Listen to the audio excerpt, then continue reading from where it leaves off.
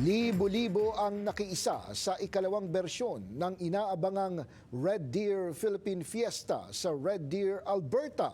Silipin po ang mga naging kaganapan sa 2 araw na pagtitipon ng mga kababayan para sa Filipino Heritage Month. Narito ang report.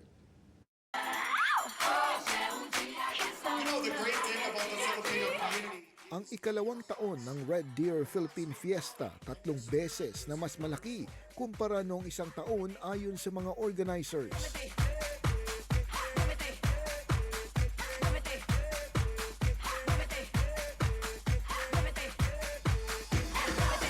Well, of course, blessed kami at marami pa rin sumuporta, not just dito sa Red Deer, but nearby cities po.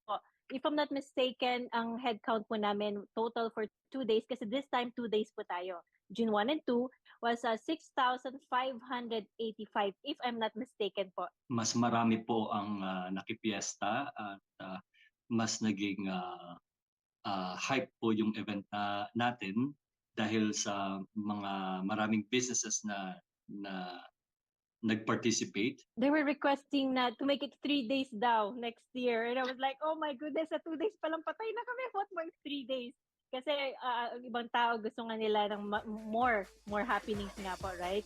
Mas marami ding cultural performances ngayong taon na dinaluhan ng iba't ibang leader ng komunidad tulad ng mayor ng Red Deer, Alberta na nakisayaw pa ng tinikling sa mga Pinoy.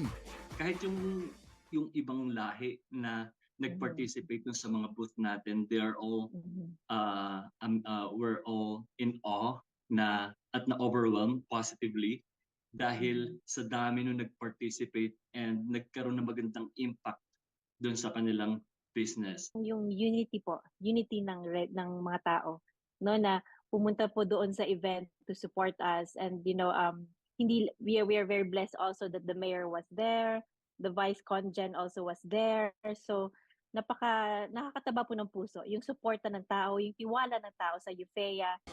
2 years ago today, Ilang buwan ding pinaghandaan ito ng mga organizers mula sa United Filipino Entrepreneurs Association Red Deer Chapter o Eufeia na nagbigay pagkakataon din sa mga negosyanteng Pinoy na maipakilala ang kanilang produkto.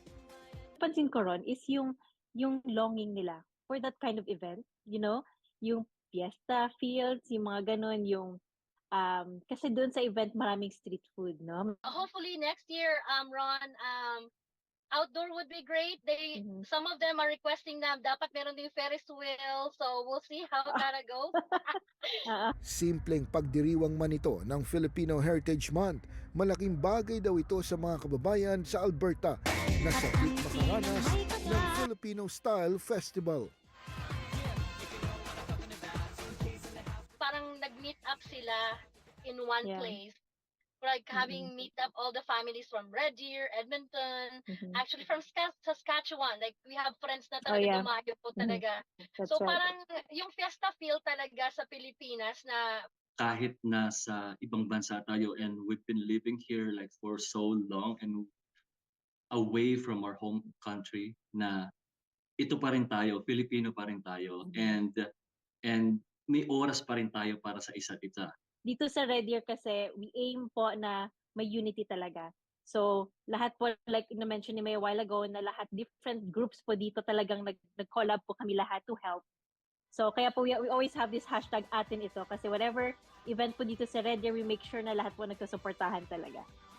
Ngayon pa lang, pinag-aaralan na ng Eufeia kung paano pa pagagandahin ang Red Deer Philippine Fiesta sa 2025 na inaasahang mas maraming palabas, mas maraming negosyong makikisa at mas maraming kababayan at ibang lahi ang dadagsa.